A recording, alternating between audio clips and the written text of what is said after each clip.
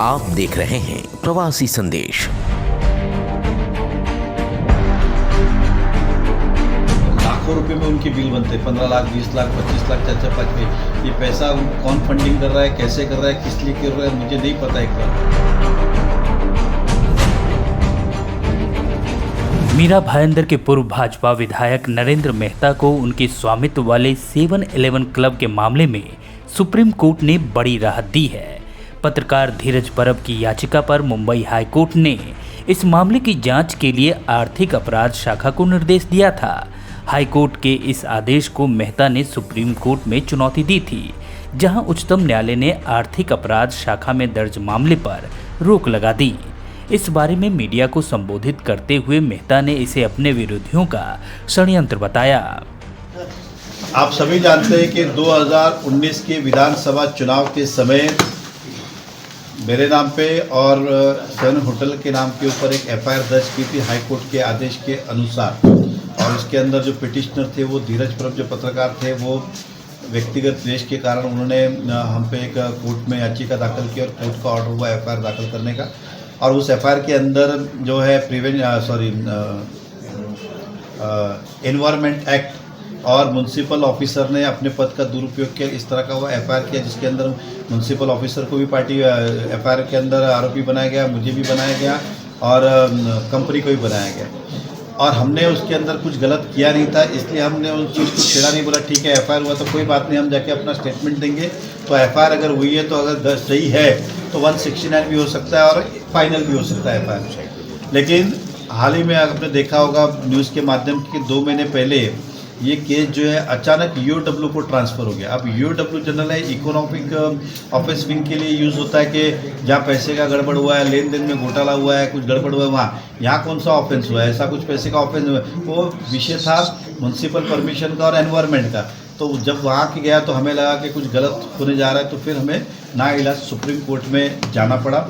तो मैंने और कंपनी दोनों ने पिटीशन फाइल की और पिटीशन के अंदर फिर सभी को सुनने के बाद कल ये निर्णय मिला कि जो एफआईआर दाखिल हुई है वो गलत ऑर्डर के तहत हुई, इसलिए इसको सेट असाइड करते हैं। उस पर अभी तक जो कार्रवाई की गई है वो सारी हम सेट असाइड करते हैं। और पिटिशनर को जो पहले थे धीरे उनको कहा कि अगर आपको वाकई में लगता है इतनी सारी परमिशन तो गलत नहीं हो सकती है, तो हो सकता है कि आप भी गलत नहीं हो, लेकिन आपने फिर उनको पार्टी क्यों नहीं बनाया? जब आपको लगता है कि मैं सही हूँ तो फिर उनको पार्टी क्यों नहीं बनाया आपने? तो बोला अगर कुछ करना भी है तो आपको लिबर्टी, लेकिन सबको आपको पार्टी बनाना पड़ेगा, उसकी बात है। और पार्टी तो मैंने आपको बताया कि बहुत सारे पेपर्स हमारे पास है, अब मैं बताने जाऊंगा तो बहुत लंबा समय हो जाएगा, लेकिन पूरी फाइल है जिसके अंदर ईच एंड एवरीथिंग।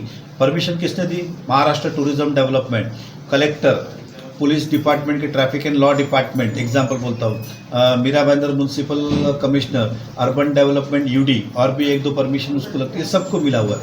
लेकिन ये सारी परमिशन को बोलते हैं कि हमने मैनिपुलेट किया। इतनी परमिशन कोई डिपार्टमेंट मैनिपुलेट करता है क्या? कभी नहीं हो सकता है। और मीरा भाईंदर के अंदर एक नहीं, अलग अलग इस होटल के निर्माण के अंदर 4 से 5 कमिश्नर अदला बदली हुई, सभी ने अलग अलग परमिशन दी कंप्लेंट होने के बाद भी, क्योंकि वो हमेशा फैक्ट में जाते थे, उनको हकीकत में मिलता था कुछ गड़बड़ी नहीं है तो किस पे कार्रवाई करें। आज उस होटल के पास ऑक्यूपेशन सर्टिफिकेट लेके सब है, मेरा डायरेक्ट उस होटल से संबंध नहीं होते हुए भी मुझे जोड़ा कि पद का दुरुपयोग किया। अब मैं थोड़ी कोई साइनिंग ऑथोरिटी हूँ कि मैं पद का दुरुपयोग करूँगा, मेरे बोलने से सब हो जाएगा। तो ये आज था और मुझे कहना है कि बहुत बड़ी एक राहत मिली हमको, और जनता को भी ये मालूम पड़ा जैसा दिखाया गया था वैसा जरा भी नहीं है। आज 1.5 साल के बाद हम ये खुलासा आपके सामने कर रहे हैं, क्योंकि पहले हमें लगा था कि शांतिपूर्वक हो जाएगी। और ये धीरज परब जो कर रहे हैं ये मेरे लिए बहुत बड़ा एक प्रश्न चिन्ह है, क्योंकि जहाँ तक मैं उस परिवार को जानता हूँ, क्योंकि जिस तरह के काउंसलर खड़े करते हैं वो उनका 4-4, 5-5 हियरिंग होती है, लाखों रुपए में उनके बिल बनते हैं, 15 लाख, 20 लाख, 25 लाख, 4-4, 5 में। ये पैसा उनको कौन फंडिंग कर रहा है, कैसे कर रहा है, किस लिए कर रहा है, मुझे नहीं पता। एग्जाम्पल धीरज परब का कल मैंने व्हाट्सअप पे देखा कि मैं इनको पार्टी नहीं बनाया, लेकिन तो फिर हमने तो पहले ही कहा था, हमको सुन लेते तो सच्चाई। मैं तो आज भी कहता हूँ यही पेपर देख लो, आप सेटिस्फाइड हो जाएंगे, आपको कहीं जाने की ज़रूरत नहीं है। आपको अगर कम नॉलेज है तो आपके वकील को लेके आ जाओ, आपके जानकार लोग हैं उनको लेके आ जाओ, आपको सुई जितना उसके अंदर कुछ नहीं मिलेगा। अननेसेसरी किसी के बोलने के ऊपर दबाव के अंदर जिस तरह से बदनाम किया जा रहा था वो गलत है। मैं आपके माध्यम से उनको यही कहूँगा, आपको जितनी भी कुछ भी है तो हमारी ऑफिस खुली है, आप कहेंगे वहाँ हम सब पेपर दिखा देंगे, लेकिन मिस गाइड मत कीजिए किसको। सुप्रीम कोर्ट का आदेश आने के बाद याचिकाकर्ता पत्रकार धीरज परब ने क्या कहा वो भी सुन लीजिए।